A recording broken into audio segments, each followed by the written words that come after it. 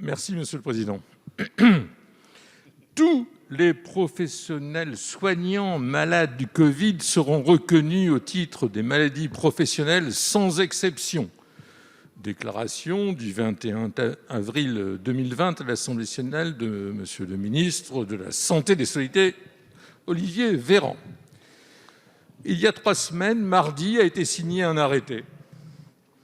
Un arrêté, alors, si je suis très poli, il est extrêmement restrictif, il est tout petit, il est minable. Si j'entends le lendemain ce que disent les présidents des grands syndicats français, ils disent qu'il est méprisant. Je demande à Monsieur le ministre aujourd'hui de revenir sur cet arrêté qui est absolument terrible. J'ai un exemple tout simple, mais très simple. Alors, prenons d'abord la politique. Politiquement, cet arrêté ne peut pas continuer à être comme il est. C'est impossible de continuer à dire que ces gens qui ont servi la France ne seront pas servis comme la France doit les servir. La deuxième chose, il y a un député qui s'appelle Raphaël Gérard, que je ne connais pas, qui doit être un type extraordinaire, mais qui en a bavé comme un malade, comme beaucoup de types ici, parce qu'il y a des gens qui sont morts ici, dans cet hémicycle. Eh bien, je dis que si on peut s'inspirer un peu des conséquences et des séquelles que peut donner le Covid aujourd'hui, il faut obligatoirement revoir votre copie, Monsieur le ministre. Merci, cher collègue. La parole est à Monsieur Olivier Véran, ministre des Solidarités et de la Santé. Monsieur le député Christian Hutin, vous confondez tout et c'est bien dommage. Je vous le dis, votre question est cash, ma réponse est cash. Monsieur le député, je vous prie de... Bon, je ne suis pas obligé de se tutoyer.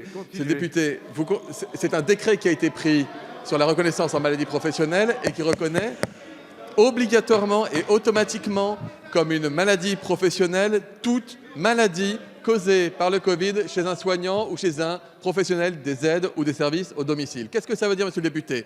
Ça veut dire qu'il faut qu'il y ait une maladie professionnelle. Ça veut dire qu'il faut qu'il y ait une maladie évolutive du Covid. Une maladie professionnelle, que ce soit dans le cadre d'une intoxication à l'amiante, dans le cadre d'accidents, lorsque vous avez une invalidité. Et là, nous avons retenu le seuil de 10%, qui est extrêmement faible. Ça veut dire que si vous gardez la moindre séquelle respiratoire et que vous êtes soignant ou que vous êtes aide à domicile, on ne vous demande pas de démontrer que vous avez été contaminé dans le cadre de votre activité professionnelle.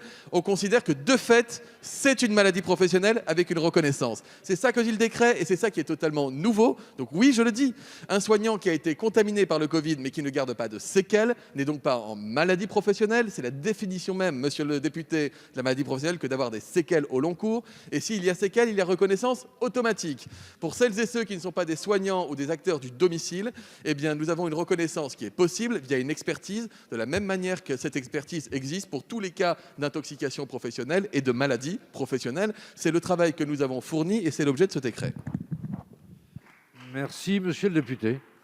Monsieur le ministre, nous avons clairement une voie possible, une voie législative avec Régis Juanico, moi-même, votre serviteur, Valérie Rabault et l'ensemble des députés du groupe socialiste. Nous avons tout ce qu'il faut pour défendre l'ensemble de la création d'un fonds d'indemnisation des victimes.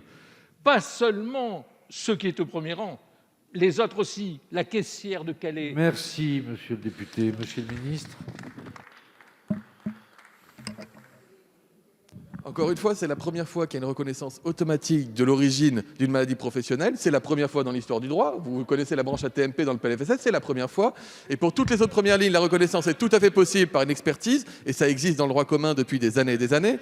Et par ailleurs, s'il y a des indemnisations pour des aléas ou des questions d'indemnisation spécifiques, aborder la question d'un fonds d'indemnisation ne pose pas de difficulté. Ça fait partie du débat parlementaire, la porte est ouverte. Donc, monsieur le député, reconnaissons que les choses ont été bien amenées jusqu'à présent, continuons-les. Merci, monsieur.